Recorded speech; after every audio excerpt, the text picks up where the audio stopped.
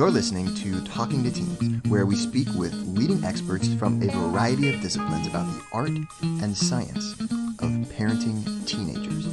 I'm your host, Andy Earle.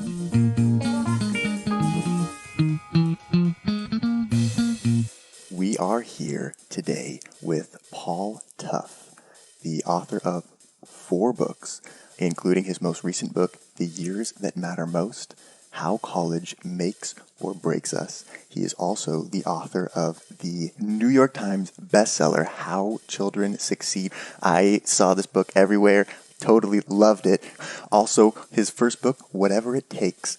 I am immensely excited, totally honored to be speaking with Paul today, predominantly about his latest book, The Years That Matter Most, which is about higher education in our country, about inequality, about class, about race, about some dark secrets behind admissions tests like the SAT and the ACT, and so much more. I cannot recommend this book enough. I am so excited to get Paul talking about the years that matter most. Paul, thank you so much for joining us on the show today.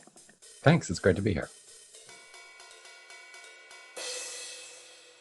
So you had this book that did very well, How Children Succeed, which kind of introduced the world, I think, to a lot of these concepts like grit and perseverance and how character plays a big role in success.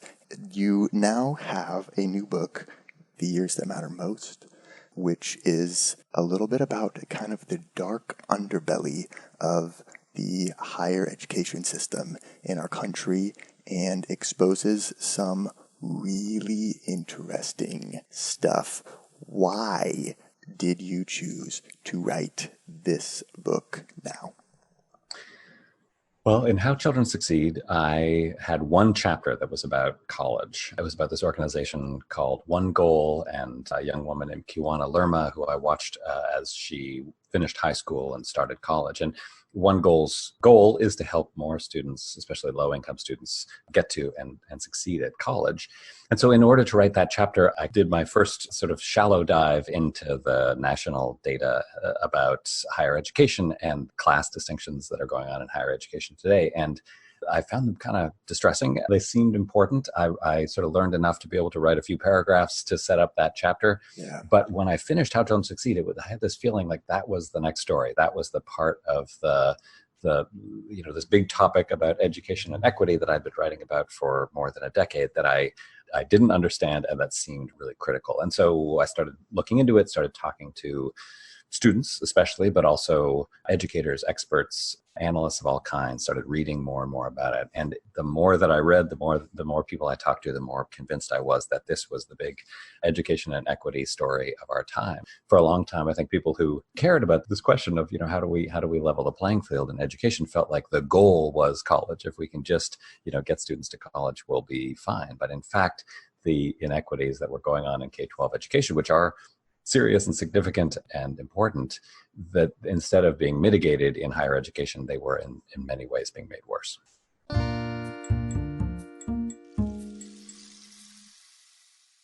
The reporting for this book is extensive. It is rigorous.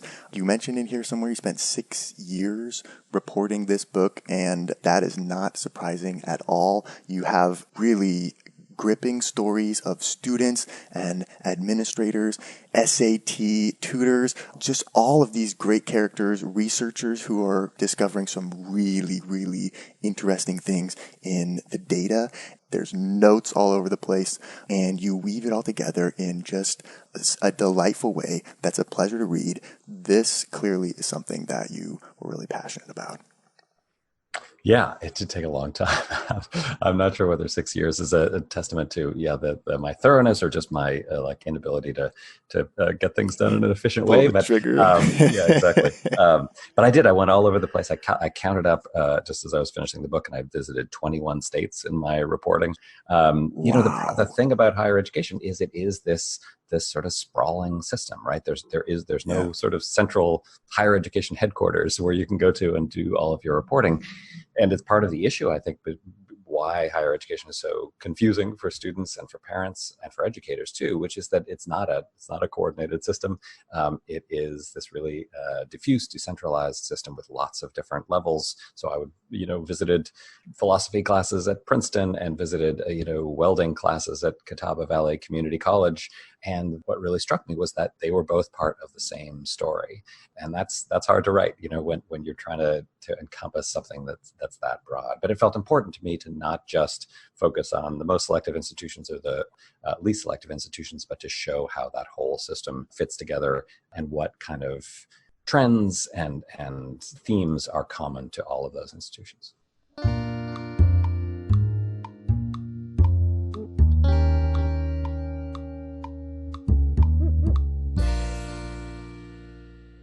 The timeline of it actually is really great because we get to see these characters and kind of follow them. I mean, you interview people not just once, but you go back and you interview these people multiple times, and we get to see kind of their stories evolve as some of these are high school students, and then they get into college, and we kind of get to follow them, and you find these perfect stories that illustrate the points that are coming out of the data and that are, part of this larger conversation. And it really just hits the points home.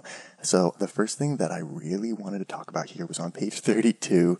You have this italicized little couple sentences here, which is, in public, every authority figure in higher education will answer this question in the same reassuring way. Of course, it doesn't matter. What's important is finding the college that's the right fit for you as an individual. Future Nobel Prize winners and Fortune 500 CEOs graduate from Penn State as well as from Princeton. This generation of affluent high school students and their families are taking college admissions way too seriously, and they all need to just take a deep breath and relax. Is that true? There are elements of it that are true. So I spent a lot of time among the affluent teenagers of America. My main reporting in that realm was working with a SAT and ACT tutor in the suburbs of Washington, D.C. Who we've had on the show, actually. Oh, you've had Ned on the show? Yep. So he's great, as you know. He's awesome. He's an amazing tutor. He was very generous to me to let me watch him work and introduce me to some of his students. And so he has lots of really interesting ideas about how to help those students do well and ace those tests.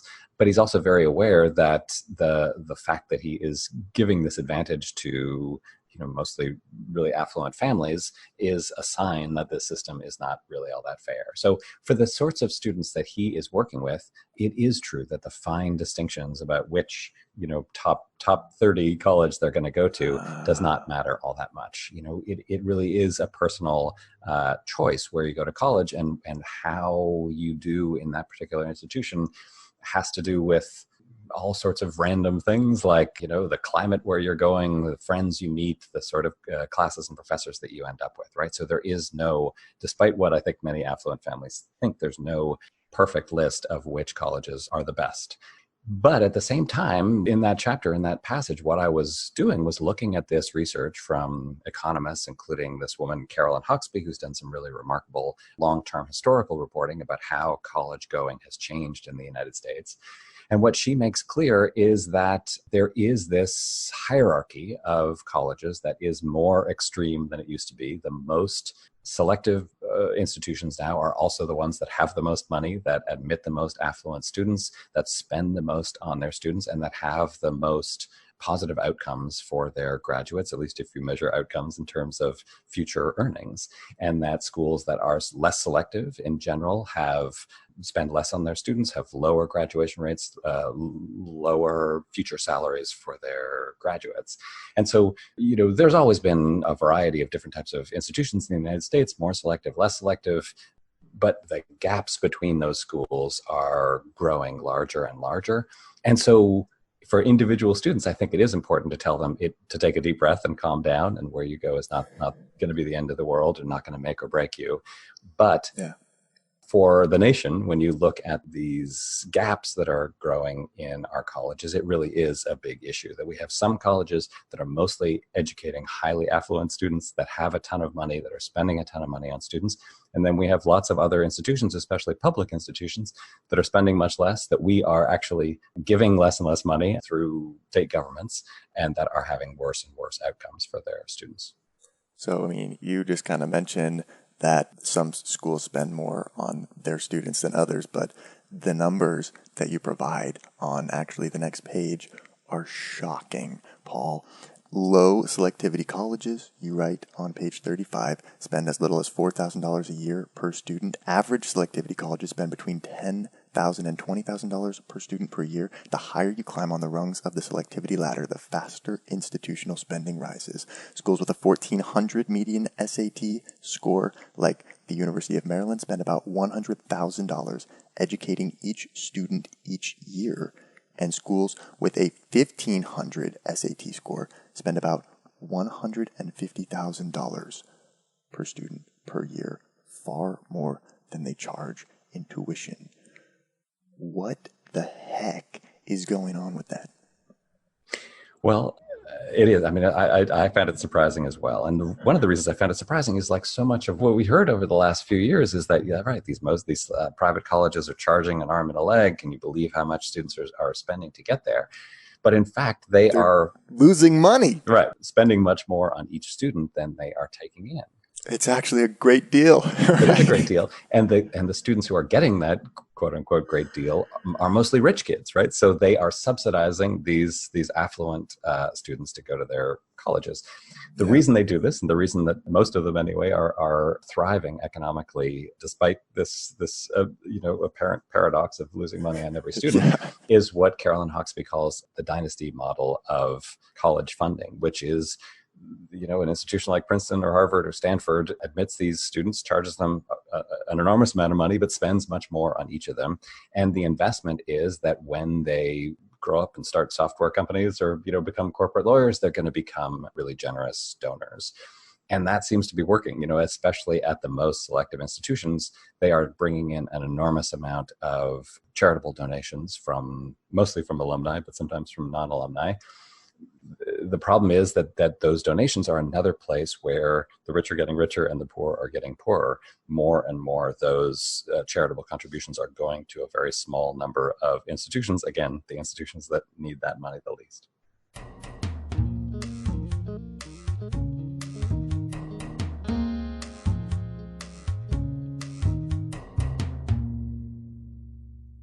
One of the themes that runs through the book is about the nature of testing, and specifically the ACT and the SAT, and what are they really testing.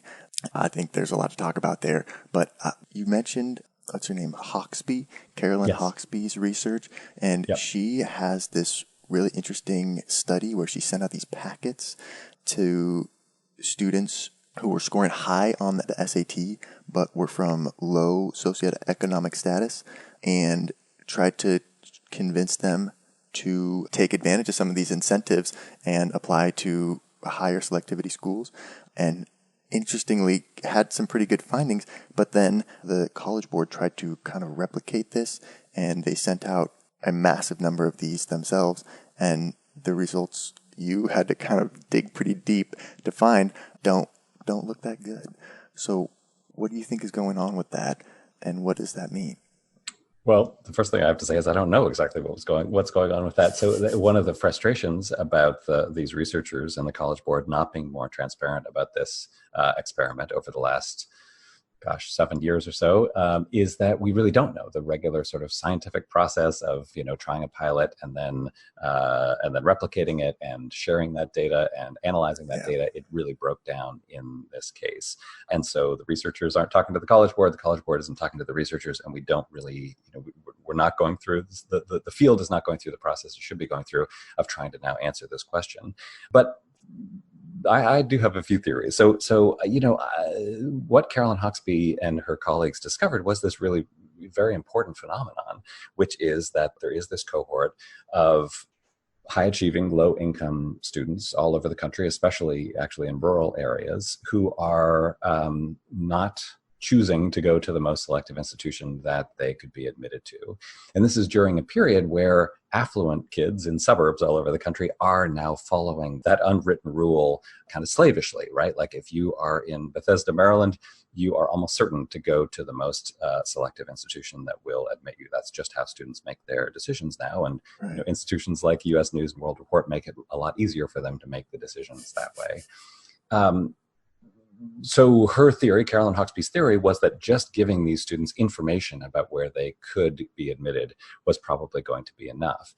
What I take away from the experiment and its replication is that it's not enough, that the reasons that low-income students are not going to super selective institutions is not just because they don't know that those institutions exist. It's not just that they're not applying. It is sometimes that they're not being admitted. I spent a lot of time in my reporting, embedded within the admissions departments in highly selective private institutions, not the most super selective, super wealthy ones, but the ones sort of one tier down that are serving mostly affluent students, but that are in more significant financial trouble. What became clear to me is they're making a lot of their admissions decisions based just on the income of the students, how much they can pay. And so one of the reasons that those low-income students are not going to those sorts of institutions is that those institutions are not admitting them because they can't afford to. The other reason is that those institutions are admitting low-income students, but they're giving them, not anywhere near enough financial aid for it to be a reasonable choice for those students to go to that distant private institution instead of a local public institution. And finally, I think there are these cultural barriers that because those most selective institutions have become so dominated by high-income students, if you're a low-income kid from a small town in Iowa, going to an Ivy League school just feels really jarring. And it's not for me. Yeah, it doesn't feel like it's for me. And, I think there have been lots of good efforts to try to convince those students that actually, those places are for you. And I think that's an important message to send. But I think it's also just the fact that there's some truth in that too, right? These institutions, especially as they become more and more dominated by affluent students, they are not doing the hard work of really being open to a socioeconomically diverse student body. And so they can send lots of messages to those students, like, come on to Princeton, you'll be welcome here. But until they really make strides to change the composition of their student body, students are not going to feel that that message is true.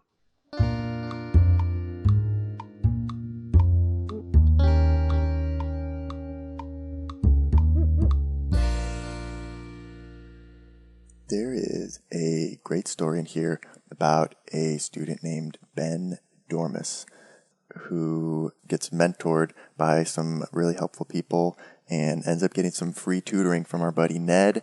Mm-hmm. But he also takes this SAT prep course through the Khan Academy.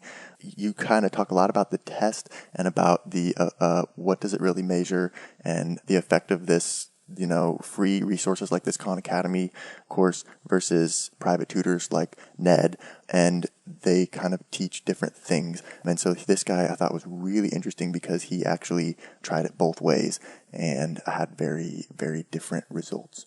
What does that suggest about the nature of the SAT? Yeah, so Ben is a great guy, a great student. I just saw him last fall as I was promoting this book. It was great to connect with him again. So his story is interesting to me just because he's an interesting person. He had this remarkable experience of being sort of a middle-class, working-class student who suddenly, through a few, happy coincidences, suddenly had the experience of being treated like affluent kids are. So he suddenly was having lots of other people spend money on him to get great, not just academic coaching, but college application coaching, excellent tutoring, the kind of experience that wealthy teenagers get all the time. But he was just sort of dropped into this very foreign world. And it worked. He got, his SAT score went way up. He got into Yale, but it gave him this really unique perspective of like, oh, this is how it works for those other kids. And he's now surrounded by those other kids. So he's also a very, conscientious person, very concerned with equity and social justice. He, I think, and it's true for him at Yale now. He understands that this system is not fair, right? I think once you get into a place like Yale, you are inclined to think like, well, I got in because the system works and I'm an amazing student and I belong here and I deserve this. Right, Whereas right. Ben, I think because of this sort of series of coincidences, understands he is an amazing student. He does deserve to be there as much as anyone else who's there. Sure. But that all of them don't particularly deserve to be there, and that the way that a university like Yale makes its decisions, the way that the whole system that surrounds institutions like Yale works, the way to get to an institution like that is to be from a family that has lots of money, or in Ben's case, to sort of luck into being able to act that way for some crucial months in junior and senior year.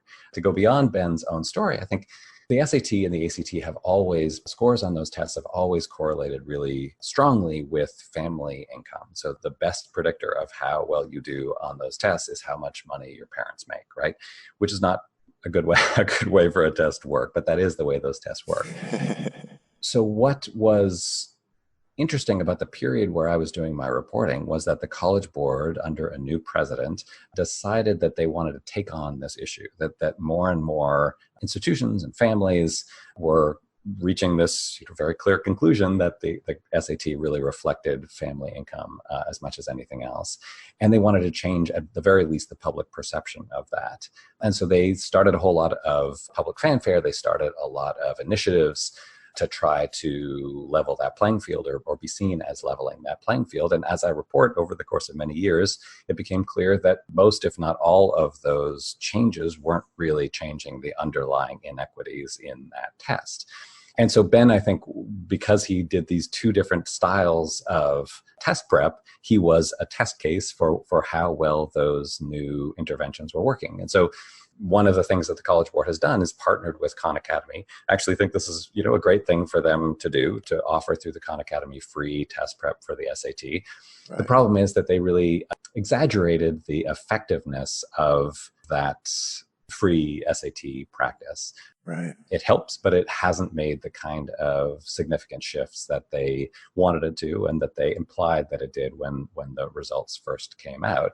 And so Ben was an example of someone who tried Khan Academy. It didn't particularly work for him, and for obvious reasons. It's a great resource if you are super motivated and you're already pretty good at school, and how to use how to make yourself focus on an online system, and you don't need the kind of mentoring that most of us need with someone to actually say, like, here's why you got that one wrong, here's what you could try to get it right the next time.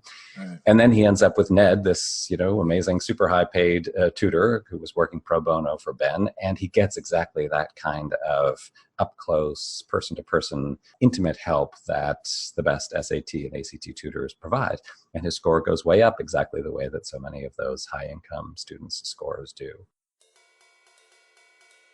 We are here with Paul Tuff, talking about the dark underbelly of the American higher education system, and we are not done yet.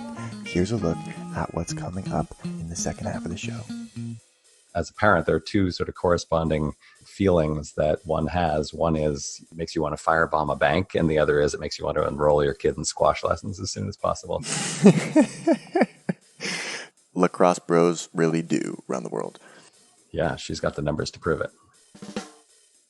Colleges use financial aid in a way that will get them the students that they want to admit. I think most of us think that there are these two parts of the process. A college will just admit the students who are most qualified to attend, and then they will offer financial aid to whichever students need that financial aid. That is just not the way it works at almost every institution now. Instead, financial aid offers are made to try to recruit and try to lure in the sorts of students that institutions want the most. And that is one reason why more and more financial aid goes to affluent students these days. Is college worth it? What do you think, Paul? Want to hear the full interview? Sign up for a subscription today. You get unlimited access to all the interviews I've conducted. It's completely affordable, and your subscription helps support the work we do here at Talking to Teens. Thanks for listening. I'll see you next time.